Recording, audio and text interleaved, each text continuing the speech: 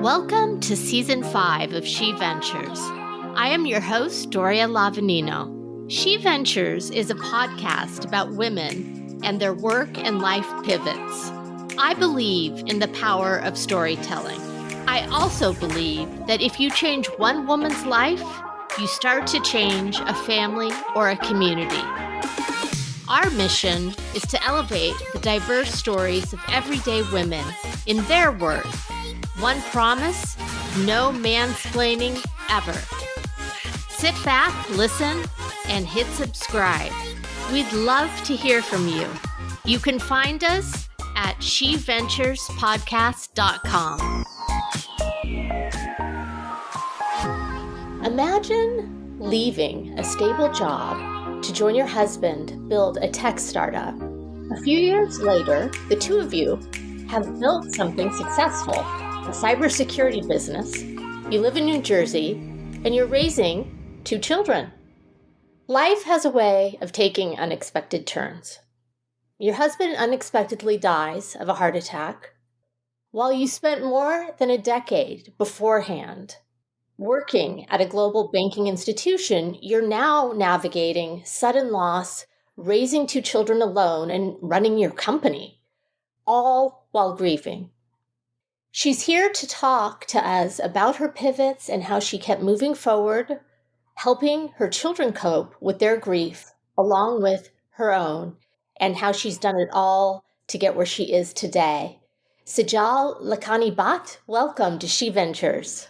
Thank you so much. I am so excited to be here. I am excited to have you and very interested in your story.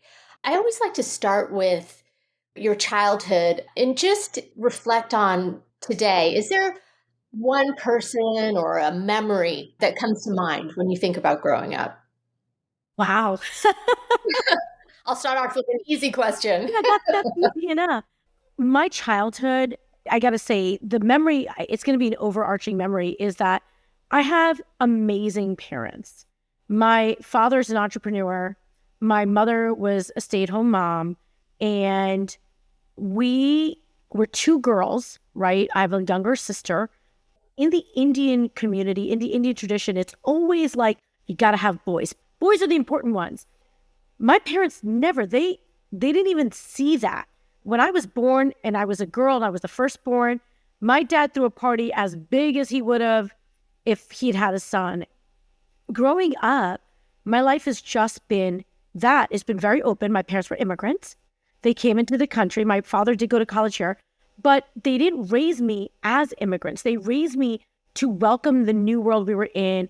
We weren't extremely traditional. My parents, believe it or not, weren't ultra strict. Like, my mom and I had a very open relationship. So it's overarching. Just everything that they did and the things that they didn't do were as important. Absolutely. And you said your family is originally from India. Is that correct? Yeah. Where from India? From about Bombay. From Gujarat. Bombay. Yeah.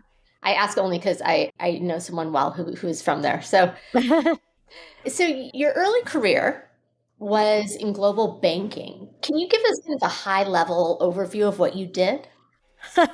I worked my bum off. Truth be told is I actually wanted to go to law school, and I pivoted. I started off at USA Cable, if you know the channel, USA Network, and then went to BMG, and one day sort of just got a call from a headhunter. They're like, there's this company called Merrill Lynch, and you'll be like doing reconciliations there. And I was like, I don't know what this Merrill Lynch thing is, but yeah, that's great. I don't want to be here anymore. Let's go. So I started there, and my boss was this amazing woman who was 1 year younger than me. And when I say powerhouse, I mean, she's incredible. As she moved, she just moved me along with her. So I ended up on the trading floor at Merrill Lynch.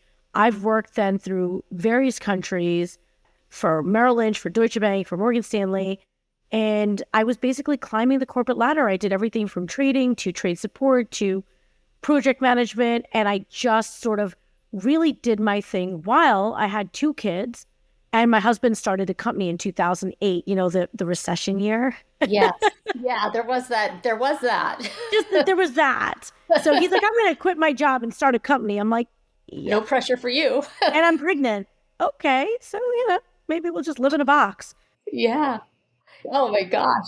That must have been something. Did you guys discuss it at all? Or was he just like, I'm doing this? No, we discussed it. But again, my dad's an entrepreneur and we sat down with my father. I still to this day, I am 45 years old, Toria, and I still to this day don't make a decision without calling my dad. Be like, I might not listen to him.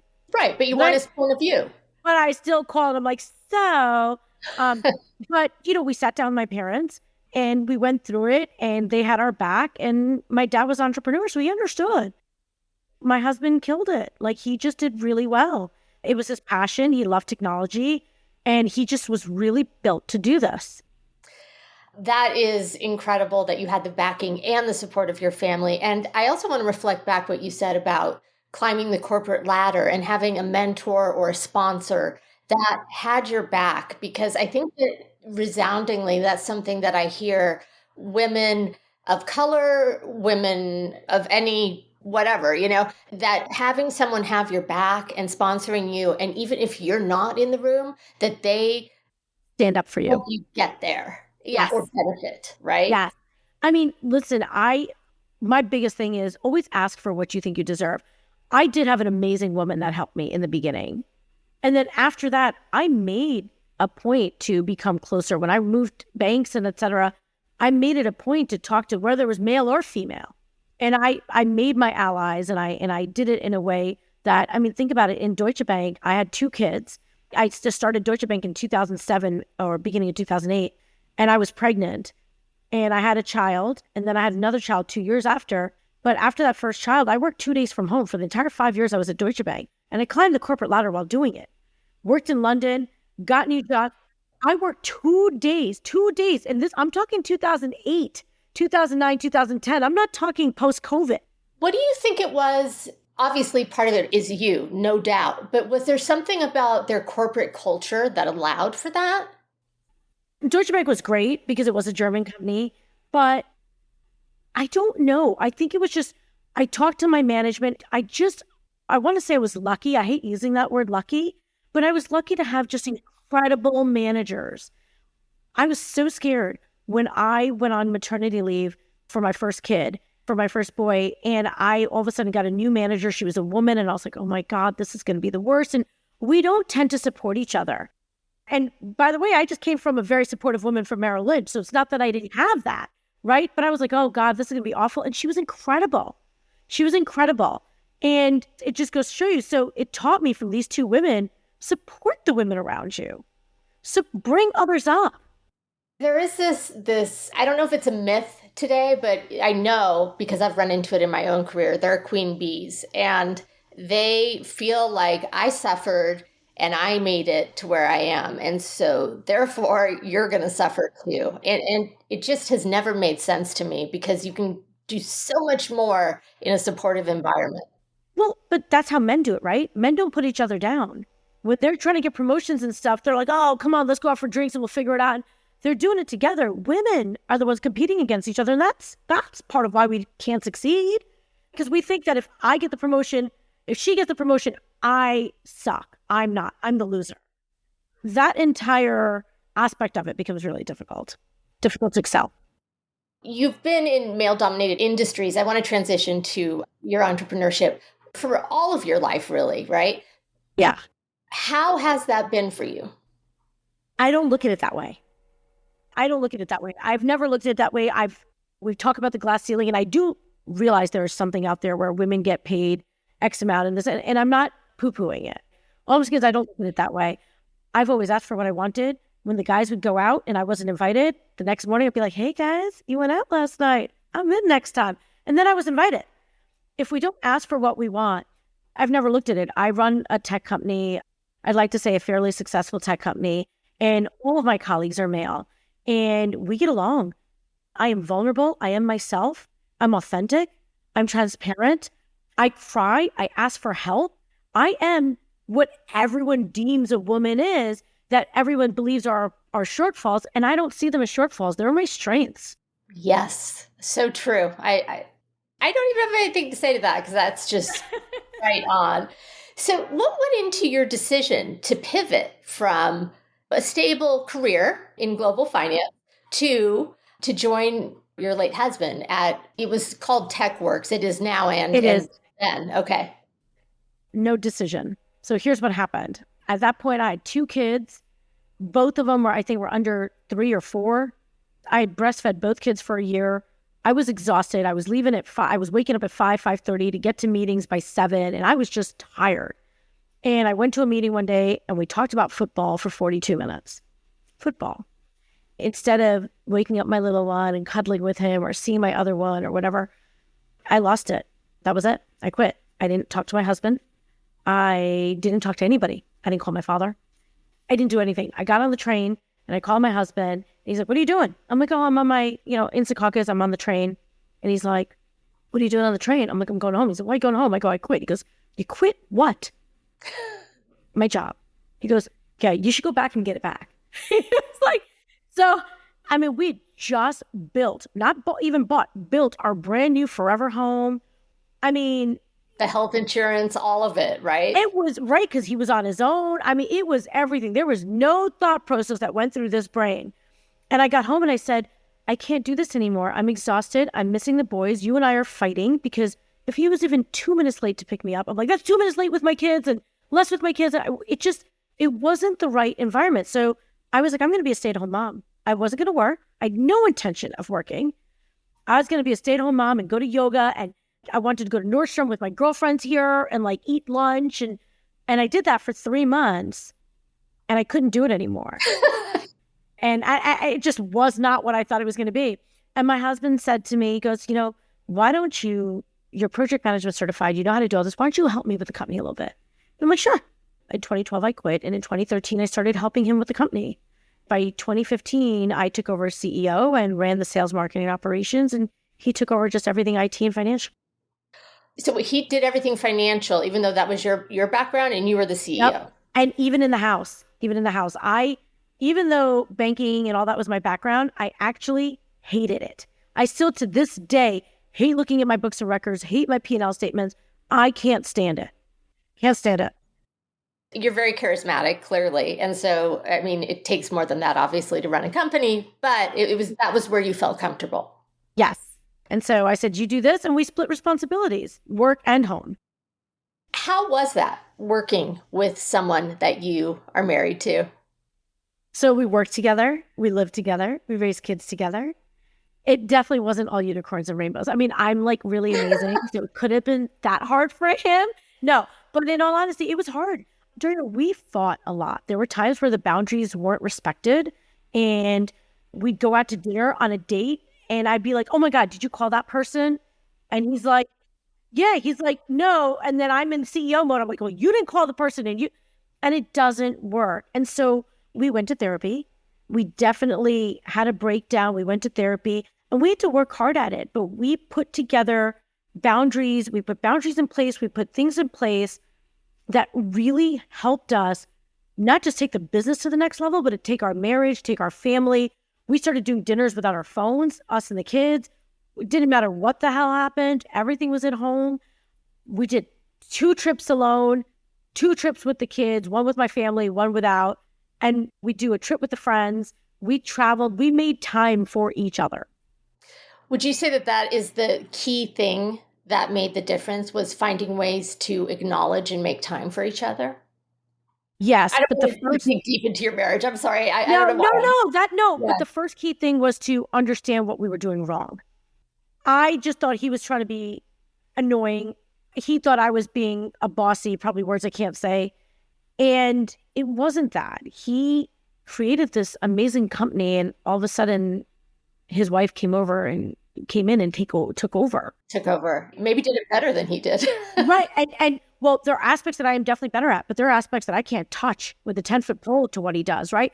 So that was it. It was really understanding how each other felt, why we felt the way we felt, and then being able to take that. And that wasn't easy. I know I'm just like rolling it off my tongue, but it took time. It's an investment. For me to admit it, for us to get there. And then we said, okay, well, what do we need to do? Well, we need to go into husband-wife mode, into mom and dad mode, and not do all these other things some days. And that's how we started breaking it up. Would you recommend today that people work together as if they're like either living together or married? Listen, who do you want to work with? The people you trust implicitly. Who more? You would hope, yeah, that you could trust. Right, Who yeah, who more so than the person you're living with?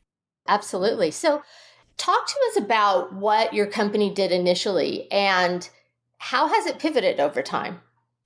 So TechWerxe was started because we realized that there was a need for enterprise level security and IT needs for small and medium businesses. Small and medium businesses needed more so to protect themselves and more so to have flexibility than larger businesses, but they didn't have the money that the larger businesses did. We started this company, he started this company, and that was sort of where we went. From there, we added a huge cybersecurity arm. I launched a new cloud platform. We became the number one cybersecurity company in New Jersey this year. And we're in the top 100 nationally for cybersecurity. It's pivoted through the years in technology consistently changes. I mean, look at what we just did with AI. So we're constantly training, we're constantly learning new things. But our biggest benefit, our little superpower, is that I have the ability to make incredible relationships with vendors across the board, enterprise level vendors, and get things done in a small and medium business affordable way. And we're able to offer that to our clients. That's what I was wondering because as a small business owner myself, like when I think tech consultant or cybersecurity, I see the dollar signs. Dollars, dollars, dollars, dollars. And so you're able to offer services more affordably. Affordably, that will work because what we do is we collectively go in. I've partnered with different vendors. I've partnered with different IT companies. And I said, hey, I have 500, you have 500, you have 500. Now we have enough. We have as many as Goldman Sachs does. Let's go and do it that way. And that's how we built the company. And that's how we built all of our relationships. And that's how we built our entire technology and cybersecurity stack. And that's how we offer it to our clients. And you have your own cloud, if I'm correct? Yep. So we built our own cloud platform. We have our own cloud company, which I launched in 2022. Wait, no, that's this year? No, yeah, last year. Yeah, okay, good. So I launched that in 2022. So we have our own cloud platform. So now we're like an all one-stop shop. You think about most IT companies, and when you have that image in your head, you think about like the phone constantly ringing and everyone like the help desk picking up, and then you get transferred to the next level. We're not that. Our help desk is our last line of defense. So we are extremely proactive. We are at your company all the time. We're flat fee, so you know what your budget is. And what that's allowed me to do is really grow the company in a way that most people can't grow the company because I know exactly how many people, I know exactly what we're doing, and I'm able to spend more of my time training my people than firefighting because we don't have that many fires. Well, and clearly cloud is highly scalable. So you diversified in a really, really smart way. Yeah, it's amazing. And we're able to offer the cloud to our IT colleagues as well. So it's not just for our clients now. We go out to smaller IT companies and larger IT companies that are using Azure or AWS that's so expensive. And reseller? Yeah, put your people in our cloud. We'll do all the work. So now we have 1-2-man IT shops that really don't have a help desk or anything, but they have an entire company because our infrastructure is their background, is their support. That's so smart. I don't know ever how to make these kinds of transitions, so I'm just going to do it. Can you think back now to the day when your husband, who I assume was in good health, but I don't know that. He was. Yes, he's 39 years old and in great health. 39 years old and has a fatal heart attack. What happened? That is like a whole 2-hour episode. I was not even here. I was in Florida in training. And my younger son actually saw him have the heart attack because my husband had gone to pick him up from tennis. Everything that could go wrong went wrong at that time, meaning all the people that weren't supposed to be there were there, and all the people that were supposed to be there weren't there in a way that my parents were away, his mother was away. It changed our life. He's 39, he's in great health, he wasn't obese, he was fit. It just puts you at a whole different, 1 minute you're here and everything is like this, and the next minute you're just in a whole different world and you don't know how to navigate the world. You don't know what to do in the world. You don't know who to talk to because nobody understands. I can imagine. Right. Yeah. It's not like losing a parent or just everything. We work together, we kids together. So I don't know. I mean, the kind of person I am is when it all happened, my first thought was, what do I do? do I go back into the banking world where many of my colleagues, ex-colleagues had called me and said, hey, girl, this isn't your thing. Come back, come work for whatever company they were at the time. And I said, well, I don't think I can do that. I've got 2 kids that I got to really take care of, and going to work at 6 a.m. and coming back at 8 p.m. is what you had left. Can't be my life anymore. It definitely can't be my life now. Right, because now you're a single parent. Right. So I think that's the minute. And the way I work, Doria, is that I just start to make plans. I go. I'm like, okay, I got to keep the company. What do I need to do if I got to keep the company? The one thing I'll tell you is I have and had an incredible circle of trust. I mean, some of my support system was way beyond you could ever imagine. How big is your circle of trust? And not that its size matters. It depends on for what. I mean, I have a set of probably 15 to 20 people that I could call in a heartbeat, but it depends on for what. My right-hand man, who's currently my right-hand guy who runs all of IT right now for TechWerxe, was not hired by me. He was not found by me. He was not interviewed by me. One of the guys that I'm very close with said, oh my goodness, she's going to need someone. Went, found, interviewed, and pretty much hired him. And then said, well, you're kind of hired, but not hired yet. She doesn't know she needs somebody yet. Wow. So they just took over. People took over. I had an issue where the relationship is amazing now with my in-laws family, with my husband's family. But at that moment, right, everyone's going through their own grief and people are going through their own thing. And his brother worked for us and it just wasn't working. And he quit last minute, just let me high and dry. And I have zero IT skills. The other thing I wanted to ask you is how much did you know and how did you learn? I knew nothing. I knew everything about sales, marketing, and operations, but I knew nothing about finance. I knew nothing about IT. IT is not something I can learn. Finance, I knew, I just chose not to do. It was just a matter of picking up the things that I knew I had to do, giving away the things that I couldn't do, finding people to do the things I couldn't do, and realizing what priority was. And all the while making sure that my kids and everything else were. And while this is all happening, you discovered that there were financial issues that you were unaware of in either your personal life or in your business. Both. Unfortunately, my husband had a gambling addiction. He was a day trader. We're left in a financial state that I did not know or was completely unaware of. I look back and there were definitely signs. And as a woman who came from the banking world and who knew financing inside out and whose father was an entrepreneur. Probably beat yourself up, right? Like, I should have seen it. And the thing is though, Doria, you kind of do see it, but you trust somebody so implicitly that when you're asking them for why something didn't happen or why something bounced, they're like, oh, well, so-and-so. And they give you some excuse and you're like, okay. Even though if somebody you didn't know gave you that answer, you'd be like, what are you talking about? What were the signs? Sometimes I would write checks and they would bounce. I went to the doctors once on my health insurance. They said, you don't have health insurance. I'm like, what are you talking about? Credit cards. I would try to use a credit card and it would decline. And he's like, well, I forgot to make that payment, or I was moving money from here to there, or, we had a lot of accounts. We have a lot of businesses. We just have a lot of moving parts. Yeah, we have a lot going on. And there's a lot of manipulation, I feel like, that goes on. And, addiction of any kind, like, there is manipulation and the person is very good at it. It has nothing to do with how intelligent the victim is. I don't want to call you a victim because you were able to get through it, but still. As a woman, me personally, as a woman, I was like, let him do the finances. It's not that we fought. It's not like he managed our money and I was given an allowance. None of that. I had a credit card. He had a credit card. I had ample access to I had access to everything. I made a conscious decision to not be involved. I chose to be ignorant. And what I've seen after that, what I've learned after that is many women choose that. They're like, well, my husband's got it. And guys, you know what? That's okay. We can't do everything. We do need to split responsibilities, but that doesn't put us out of the accountability aspect. Have a meeting once a month.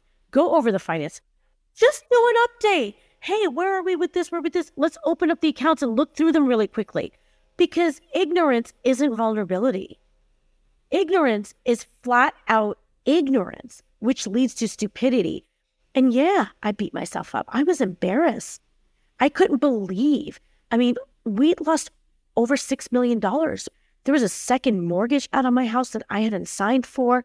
There were credit card bills that hadn't been paid, vendors that hadn't been paid in years. The IRS actually came knocking on my door one day when I was sitting with my PR person. And they're like, well, your sales taxes haven't been paid. $6 million in debt? Wow. It was $6 million of either loans, mortgages, unpaid bills from electricity, unpaid taxes. It was a lot. And you are so incredibly educated, and your point, it happens so often. So often. So often. And so saying that, what would you say to listeners today? Like, yes, the date once a month, let's talk. Maybe even once a year, let's review what our goals are. Not once a year. It's too late once a year. Okay, once a month. Not once a year. And what else? What else? Have family meetings. Have your kids involved. Have people involved, because that holds everybody accountable. Ask questions. Don't be scared to ask questions. It's both of you, right? I wasn't scared to ask questions. I just didn't care. I'm like, oh, it all works. It all works. I know what's going on. And I didn't. Get yourself familiarized with your books and records. You don't have to do everything, but know what it means. Know what's going on. Yes. Know what it represents. Because if you don't know what it means and you're having a meeting, I could say anything to you and none of it will matter. And keep a running tab. Like, we had so many accounts, we had so much stuff, things that are important, life insurance. He canceled our life insurance. I did not get a cent. So our life insurance payments had been delinquent because whatever had happened. And so they canceled our life insurance, his life insurance. Part of you must have been angry too. I was livid. And that's the problem, right? You're grieving, you're angry. My kids know none of this. So they still to this day don't know. They're 12 and 14 right now. And I'm not there yet. And my husband was an amazing father. One of the best you will ever, ever, ever meet. That's what makes people so complicated, right? That's it. And most of the people here don't know. Nobody knows. So as I'm grieving and going through this, I'm so angry. There are people in my circle of trust that knew what was happening. But the rest of the world had no idea. And they're sitting there going, she's working so hard. She got so much life insurance. Why is she working so hard? Or why is she out working when she could be with the kids? Or like all of these things that come in play as you're grieving, as you're hurting, as you're going through this catastrophe, as you're working with your kids, as you're trying to restabilize the business. And by the way, you have a house to run. And there's all the other relationships you have to deal with because you're alone. You're exhausted. You have no one to talk to, even though you have a circle of trust. It's not the same as having a husband that you chit chat with at 10 p.m. at night and be like, oh my God, you got in trouble in school. What do I do? Like all of these things happen. How did you take care of yourself? How did you give yourself the resilience that you needed? And how long did it take to untangle also all this, that must have been quite a Within ride. 11 months, January 11th, 2020, right before COVID, I stabilized the business. It took me 11 months. I had every contract moved. Vendors that were not respecting the fact that some of them they needed death certificate. They needed blood, basically, for me to move things. I canceled them. I left them. I fired them. I moved. I restabilized my business in 11 months. Again, with the help of my network. Please understand that I did not do any of this alone. Then COVID hit. He passed away February 28th, 2019. And it took me about 2.5 years to either fight the debts and win, pay off the debts, all the court cases, retirement accounts had been emptied, redo all the health insurance, do back pay, everything. Everything was done in 2.5 years. And doing it alone, right? And not letting your kids know about it. And not letting my kids know. And we still live in the same house. We live the same lifestyle with the help of my network, with the help of my parents, my family in general.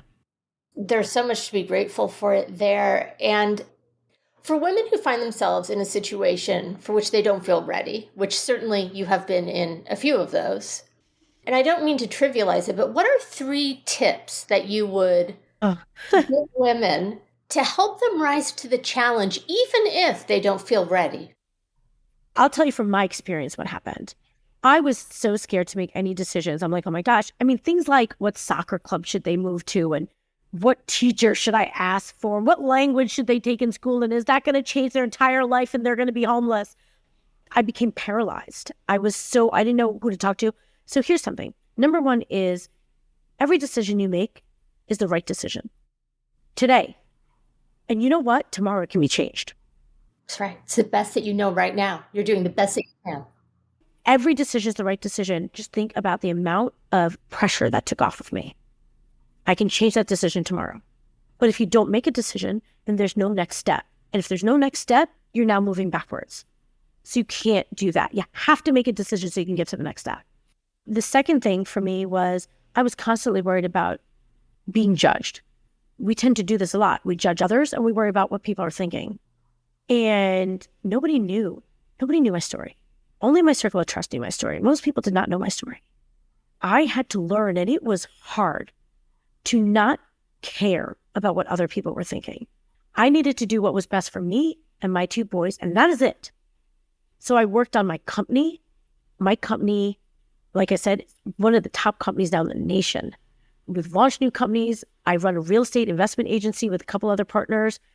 I have really taken to the fact that I love being an entrepreneur. I focused on not judging, but I focused more so on not caring what people thought about me. Whenever you start caring about that, and you know what that also means, Tori? That also means that sometimes it's time for people to leave your life. There are people that were in my circle of trust that were my closest friends and allies when my husband was around that are barely blips in my life now. And others that are part of my tribe. Because there is a time and a place for everyone. The people that you want around you are not the people that judge you for changing. They celebrate you for growing. My circle of trust wants what's best for me. They're going to celebrate me every time I grow. And that means I'm going to be changing. So that's the second thing. Sorry, Go ahead. I was going to say, it reminds me of a saying that I read once that is like, if you can't handle me at my worst, then you don't deserve me at my best. And I do think that there's so much truth to that. Completely. And then the third thing, we women have an issue in general asking for help. We are super women. We wear capes and we fly around the world doing everything for everybody, no matter what. Ask for help. Ask for help. Ask for help. Ask for help. Ask for help. I learned that, and to this day, I still ask for help. I am vulnerable. If I can't do anything, I'm talking about anything. I can't change the filters in my house, or I can't change the tire of my car, to I need to launch a new business and I don't know how to do that, or these new labor laws are throwing me for a loop. I don't know how to work with that. Somebody help me. Why are we recreating the wheel? Why are we learning from our own mistakes? Let's learn from our own mistakes, but why am I not learning from yours? You ask for help and you get it. And I get it. I ask for help and I get it, because I truly feel that in this world, we get what we give. I completely agree with that. It may not be in the form or the time that you necessarily think. 100%. Right? But it always ends up being what you need at the time, whether you realize it or not. And I went through some hard truths. I definitely went through some hard truths when these things happened, and people were like, how did you not know? And what did you do? And I'm like, God, well, I can't change it, but let's make sure I don't screw that up again. Let's talk a bit about your children, the grieving process and where they are today. How are they? My boys are amazing. They were 8 and 10 when my husband passed, and really bad circumstances for both. Like I said, I wasn't even here, and then they didn't see me for 4 days. The whole thing was bad. My boys are thriving. They're not surviving. They are thriving. They're both hardcore soccer players in academy level soccer. They're both doing amazing in school. They have tons of friends. And we talk about my husband there's not a minute that goes by that my husband's name doesn't come up. They don't shy away. They're open. If they miss him, my little one, I miss daddy today. I'm like, all right, we cry. Let's take the 5-minute cry. Let's do it. And then get up and move forward, because there's nothing else to do. We practice a lot of gratitude, because in the beginning, they're like, why us? Why us? And I'm like, well, it's not a why us. Let's think about all the things we do have. Look at where we are and what we have. And I'm not talking the house and the health. I'm talking my friend saved a peanut butter cracker for me today. And my other friend put his arm around me because I was crying. So let's be thankful for that. So my kids are doing amazing. They absolutely miss their father. We absolutely talk about him on a daily basis. In my house, his pictures are everywhere. Everything is everywhere. It is not a taboo subject. It's not something that we can't do. It is free flowing. We ask questions, and that has made them have the ability to just be so open. Like they'll go out and be like, oh my God, daddy used to do this and mommy can't do that at all. And I'm like, I know. But it's a great conversation. I put them in therapy right away, by the way, right away. Within 2 weeks, they were in therapy. And you believe that helped? No, I know for a fact that helped. I'm a big proponent of it. I didn't go to therapy. I honestly didn't have the time, but they were both in therapy. They had their own sessions, and we did a family session once a month. I got to tell you, they are incredible and doing amazing. They're still pain in the butts. They're 14 and 12. They're not like roses. I mean, I'm not saying oh my God, they listen to everything I say. Absolutely not. We yell, we fight, but they're incredible boys. I can see your pride. I have daughters 18 and 16, and I say the same. I my life, but they are a pain in the ass. Yeah. Yes, really a pain in the ass. Coming back full circle, where are you today as a woman, as a mom, and as a business owner? Well, one is I'm all three all the time. I am all three all the time. So if one part isn't going well, the others are not going well either. I am proud to say that I did a damn good job. Am I going to brag? Yeah. I'm out of debt. I have fought everything. My kids are doing amazing. I take time for myself. I go on vacations. I go spa days. I take time for myself. I'm dating and I'm open with my kids about it. And we talk about it. No, they haven't met anyone, but in the aspects of where I need to be as a mother, as an entrepreneur, my business is doing well. Of course I have problems. Of course I had issues. I mean, we had COVID, we had this, employee issues, all sorts of stuff. But it's a business. It's like everybody else. And I have an incredible support network. And I'm happy. I'm very happy. I'm involved in all the things I want to be involved in. I tell you, I just came back from South Africa and Peru in the last month. Wow. Peru with my kids and my parents and my sister and family. And South Africa, for me, I'm part of an organization called Entrepreneurs Organization, EO. It's an incredible organization, and I am very involved in it. It is one of my lifelines. What is the URL? It's, entrepreneurs.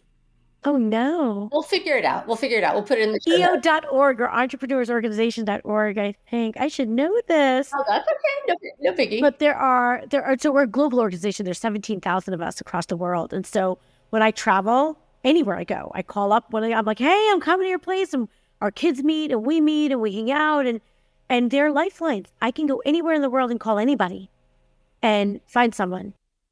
Being part of organizations that are true and really good and strong are incredible. I'm part of another organization called C4BX, which I helped founded. Again, it's just a tight group of people that help you no matter what, personal, professional. When I went through this, one of the guys is a state lawyer. He helped me. One of the guys is an accountant. He helped me. My PR person is in that same organization. It is all sort of just leaning in on each other and trusting that they're going to want the best for you. That's wonderful. And when I think of professional organizations, I don't think I have found any that I would say I feel I could lean in on people. So that's something I'm going to think about because mine are very just like professional. You know what I mean? Yeah. No, these are both incredible. EO is all personal as well. I mean, we are, and everyone's an entrepreneur. Everyone owns a business. So everyone knows what you're going through. Maybe not in tech. Someone's in manufacturing. Someone's in whatever, service. But it is incredible because I can call up anywhere in the world and say, I'm exhausted. Yeah, I get you, girl. Let's talk about why. Tell me why. Totally. So where can our listeners learn more about how your company works with small to medium-sized businesses and is it just in the tri-state area or is it nationwide, worldwide? We are nationwide. We're nationwide. We do cybersecurity. We're a managed service provider, meaning everything from like help desk to my mouse won't work to mergers and acquisitions. We work with new companies, with startups across the nation and our cloud platforms across the nation. So you can go to www.techwerxe.com. It's TechWerxe.com. You can go to SejalLakhani.com. All of my information is on there. I do a ton of speaking across the globe on cybersecurity, on entrepreneurship, on the power and strength of vulnerability. And I love it. There was one thing I meant to ask you. If there are 3 things that, I'm a solopreneur, if there are 3 things that I should be doing, my daughter is really annoying me right now. Like, I don't know if you can hear it, but she's like sending me. I wasn't sure that was me or you. Why do they text like that? They're like, they can't. My son, every word's a different text. It's incredible. I apologize for that. I should have had that off. So what can a solopreneur do today that can make herself feel more secure personally or like tech-wise that are easy things to do? Oh, I see. Tech-wise, so security-wise. I'll tell you, as a solopreneur, I know the biggest thing is dollars, right? You're just like, oh my gosh, how am I going to spend all this money? At least get certain tools that are like multi-factor authentication. Make sure your passwords are secure. Make sure that you're using a VPN. You're not hopping onto a public Wi-Fi. You're not going to Starbucks and working. We tend to make these mistakes, right? You need to make sure that your data is safe and secure. So if you don't know what that means, get a SharePoint, get something where you can make sure that you have double passwords, where you're getting authenticated on the phone. You're getting like, log in with your password. Okay, I sent a code to your phone. Okay, then log in with your phone, right? So things like that. It is hard as a solopreneur. Make sure you're not letting your kids, your spouse use your laptop. Make sure there's a password on your laptop. Lock it. Because God forbid you lose it. That is everything to you. Back it up. Please, as a solopreneur, you can't afford to go into certain places, etc. Get a hard drive. I don't care what it is. Back it up. Back it up so that you don't lose everything. Every day? I mean, I would. Depends on how important you think your work is. Are you okay if you started tomorrow without today? It's on you. Love it. I have really enjoyed this conversation so much. Thank you for coming on She Ventures. Thank you so much for having me. And thank you for doing what you're doing and being a platform for women and a place for women to sort of come to and hear experiences of other women. Thank you. Well, I couldn't do it without you, just to say, and your willingness to be authentic and vulnerable. So thank you. It was my pleasure. You've been listening to She Ventures. Like what you heard? You can find us wherever you get your podcasts. Be sure to subscribe and sign up for our newsletter so you never miss a show.